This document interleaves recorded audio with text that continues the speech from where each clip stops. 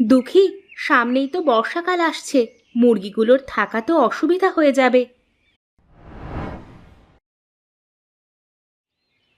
এই রে, এই অবেলায় আবার আকাশে মেঘ করলো। না না, বেশ ভালোই মেঘ করেছে।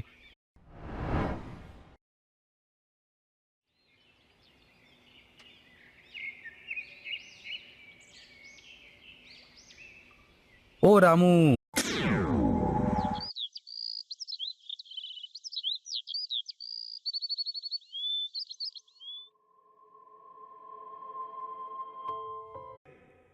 বগলতলা গ্রামের পাশে ছিল এক মস্ত বড় জঙ্গল, আর সেই জঙ্গলের মধ্যেই ছিল এক ডাইনির চপের দোকান। সেখানে এক ডাইনি ঘোমটা